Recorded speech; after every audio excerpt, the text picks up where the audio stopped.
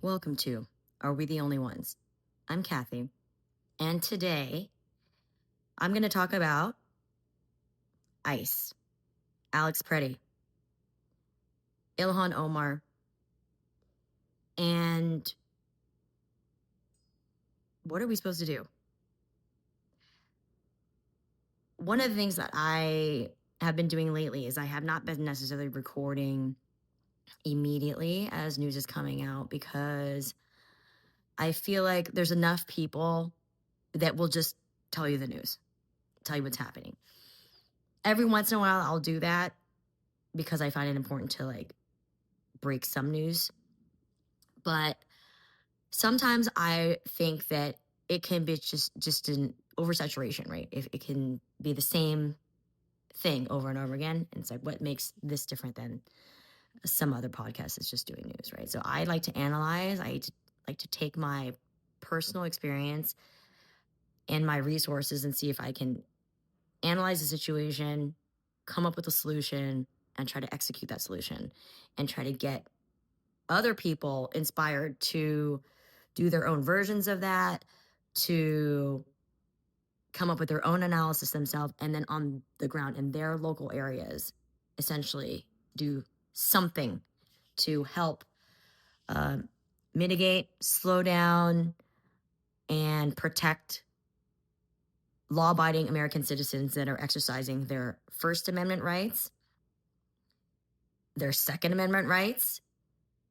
And it's important that we realize that living our everyday normal lives is a privilege. There are people right now that are holding the line for our democracy while we sit in the comfort of our homes, including myself. And the least we can do is talk about it, share it, be indignant about it. For those that you don't know what the word indignant means, it means anger about injustice. If you are not indignant, or if you don't know that word, learn that word, use that word, be that word. We should all be angry about the injustice that is occurring in our democracy right now.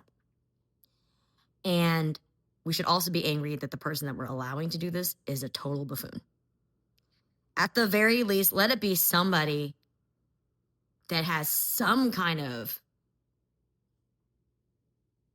value other than a shell of what you think something is, and then inside you realize it's completely hollow and fake and rotted. That's our president. Our president is the shell of what we think is American excellence. It's this fake version of what we have portrayed since Wall Street, 1980s movie scene of rich people being jerks. Perfect example is like Donald Trump is the kind of person that would take a $100 bill and shove it in somebody's mouth. That's the kind of person Donald Trump symbolizes. And I think that our society of good people needs to look at the assassination and murder of both Alex Preddy and Renee Good as a sign that there are no rules anymore of engagement for ICE. They don't follow any rules of engagement. They don't follow any kind of sense of dignity or decency, because the people that have hired at ICE are generally the people that we would normally put away for molestation, rape, child sex abuse, sexual assault, harassment, racism, I would imagine embezzlement of company resources. I feel like anybody that would be hired by ICE and enjoy the job and do the job the way that they want you to do it would normally fit under one of these categories, in which we would probably have to put them in jail ourselves. Therefore, I am sure that when this is all over, and it will end at some point because this country is far too large, far too progressive, whether you guys want to admit it or not, you can try to take away, and I've said this before, I said it to the founder of Vote Run Lead, and she agreed with me. You can try to take away Black History Month, Asian History Month, Women's History Month from an official standpoint, but we brought it from the grassroots level. You can't take away culture. You can try to move culture and change the narrative of culture. You can make it seem less important, but you cannot remove culture from the zeitgeist, especially culture that has existed for over 20 years. There has been a Black History Month since I was in high school, and I graduated in 1995. I'm 47 years old. There is no way that any institution can erase something like that when it didn't bring it in the first place. Okay, so let's start there. Secondly, we have done too much in this country to advance the rights of minority groups so that the talented and gifted in those minority groups could rise up and solve problems for us that we would not have let them solve before because we were discriminated against them over things that did not matter in the scheme of research, development, invention, period. Okay, so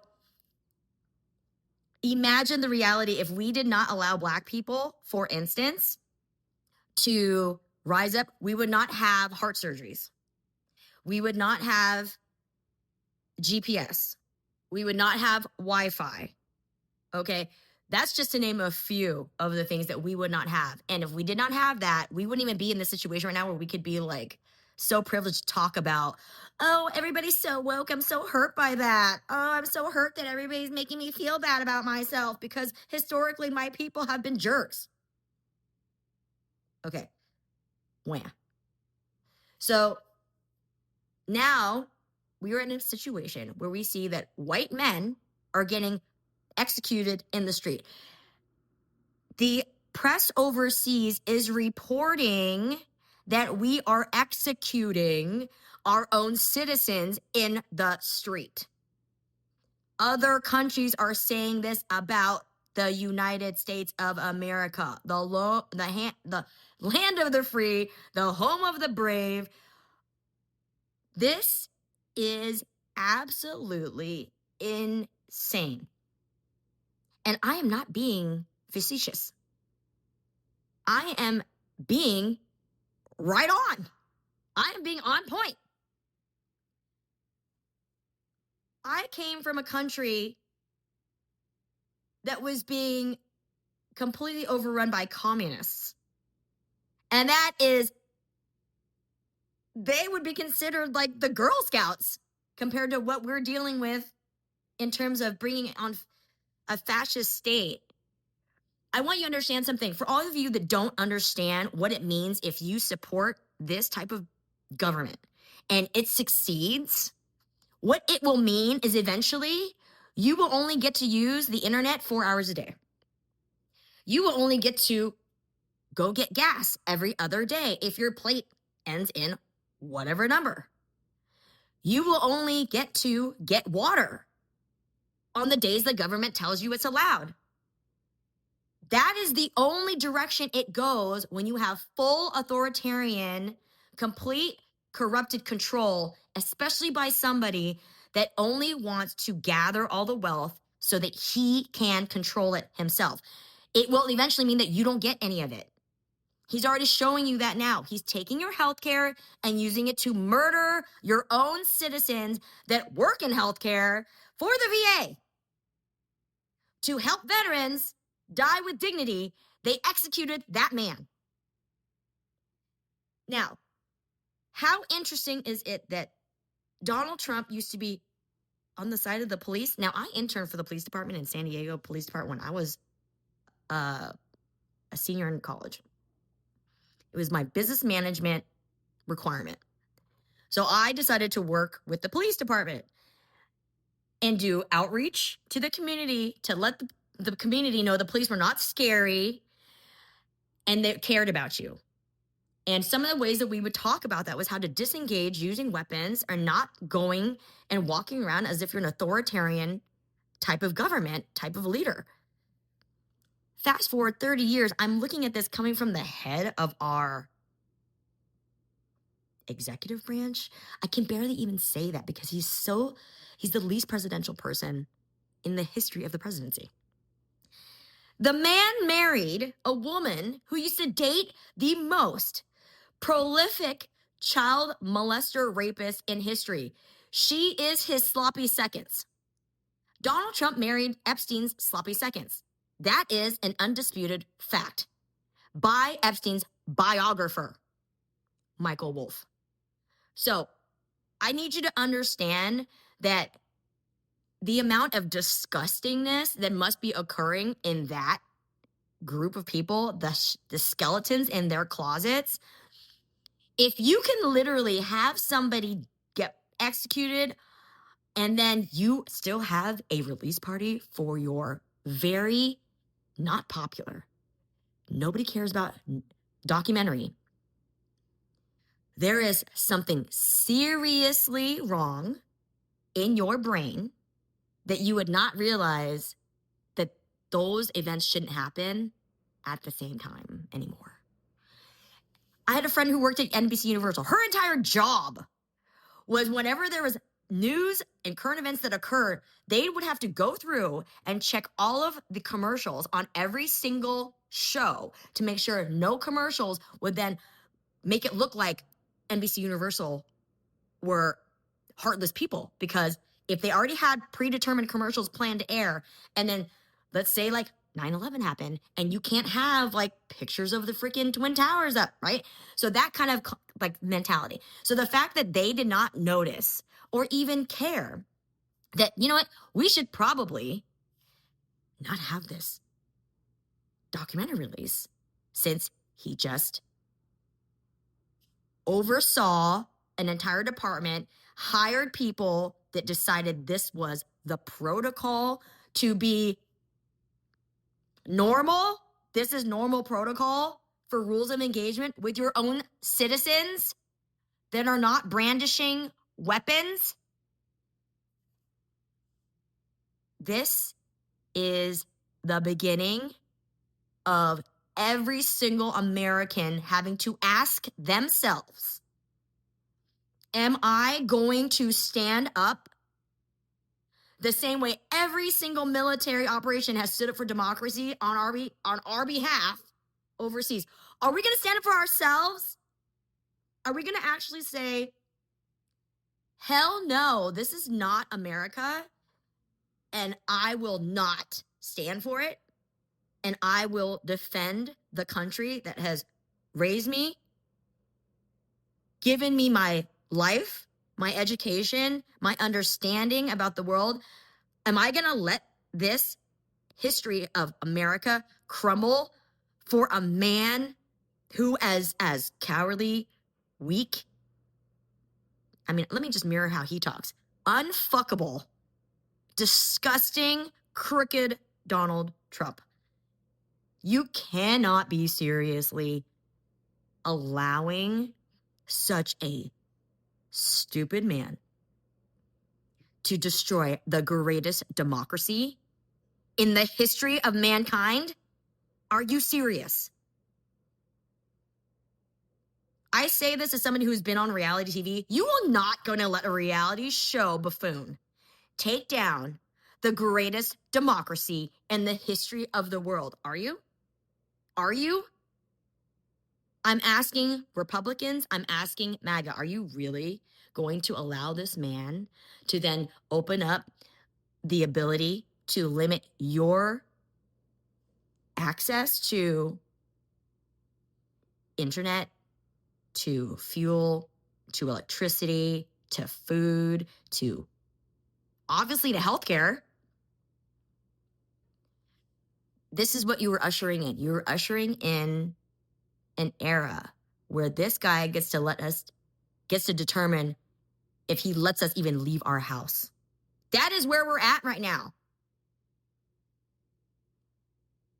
It is never too late to recognize you were wrong and to take a stand and to do what's right. It is never too late. However, contrition can take a long time. We may not forgive you, though. We may not forgive you for a long time. So if I were you, no matter if you're a Republican or a Democrat, that does not matter now. We are Americans. As Americans, this cannot continue.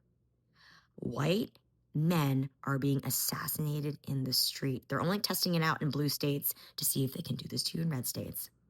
Because you red state fools, you think you're safe. You're not. You're at more of a risk than us because we still have tax-paying Democrats that give enough money to help us undo and protect ourselves. You Republicans, you need our money. If they destroy the blue states, red states don't have money. Do you understand that? If you want your life as you know it to not be limited to your access of resources, you need to stop the progression of Stephen Miller and Kristi Noem under Donald Trump now. They are assassinating white people in the street. In Midwestern states. Do you not understand what is happening? Do you not understand? If you're a white person that supported the Trump administration, you have supported the administration to kill your own race. Do you not see how all of the racial tensions that he has been stoking? I said from the beginning, he's not a real racist. He just uses it because it works for the people that are racist. But when the racists see, wait, he's killing us. He's killing poor white people in the street. He's killing hardworking white people in the street. He's killing white people that look like you in the street. Alex Preddy doesn't look like a Republican. He doesn't look like a Democrat.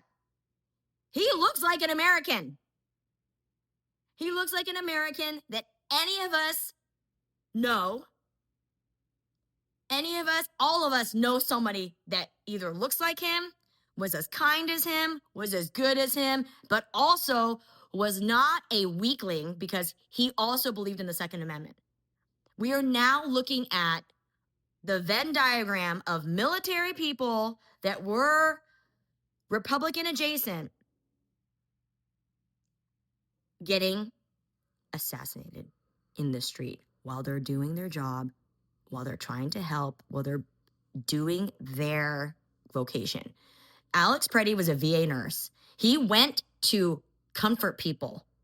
He went to protect people. He went to record to show that there was some kind of accountability. The camera was more dangerous to ICE than the weapon that he had in his waistband that was not being brandished. He had a concealed carry permit. He was lawfully carrying his weapon, just like every other person that would go to Obama's rallies and carry their AR-15s around, pointing them up, walking around.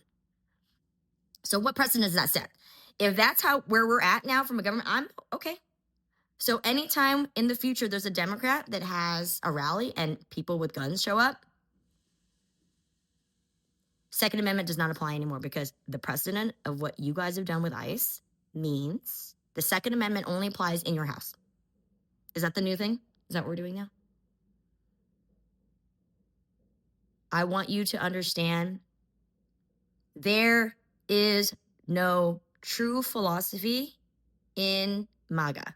There is no true ideology at all in the Republican Party. I'm going to tell you right now, Republicans are the weakest party ever because even the good Republicans, you guys aren't doing anything. I used to be a Republican. You guys are full of stuffing. You guys act so big. You guys act like you're so strong and so powerful and so like forthright and good, so religious, so caring, so just, and that Democrats are the ones that are naive because we want to help everybody. No, You're naive because you think you actually care about people. You're naive because you think you're strong. You're naive because you think that when tyranny comes at your door, you're going to stand up and protect the country. You're the tyrants. You're the weaklings that rolled over. You're the sheep. You should be ashamed of yourself. Every Republican congressperson should lose their pension immediately. Tell me what you think. Let me know. Until next time.